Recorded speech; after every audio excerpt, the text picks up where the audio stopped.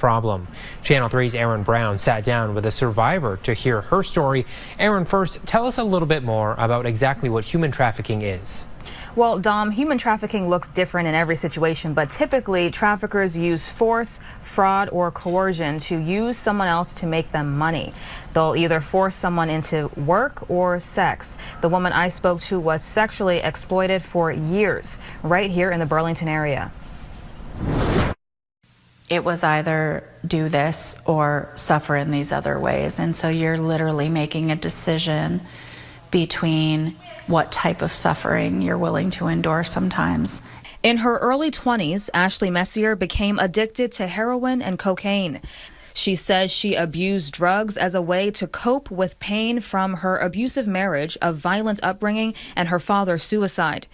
The desperation for pain relief was so big in my life that it was just an instant moment where I became an addict and never stopped. As her withdrawals intensified, Messier met a drug dealer at the top of Church Street. She says they started off as friends, but he quickly became more aggressive and manipulative. Eventually, to get her fix, she says she was forced to have sex with him and several other men for years. She says he told her, "And if you don't, not only will I make sure you don't have what you need, but I will make your life very difficult." Messier says she felt she didn't have a choice but to participate since she had no family or friends to rely on.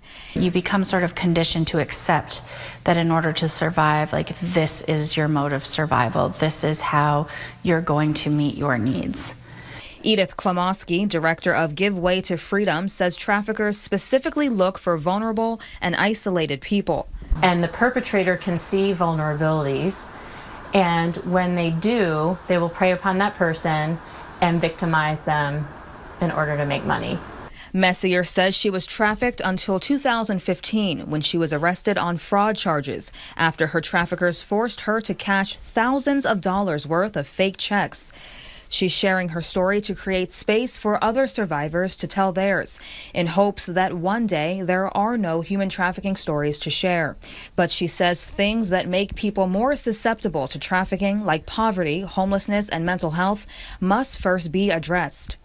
Starting to really look at the root causes, starting to address trauma in real and authentic ways, starting to understand the impact of not being able to meet basic needs. How do we start addressing that?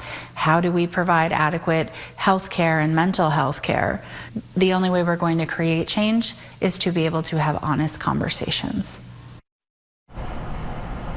And if you are currently being trafficked and need help, you can call Vermont 211. If you are a concerned citizen and suspect trafficking is going on near you, you can call 1-888-98-HUMAN to talk to law enforcement. And if you want to report something but you also want to remain anonymous, you can text the Crime Stoppers line. Live in the newsroom tonight, Aaron Brown, Channel 3 News.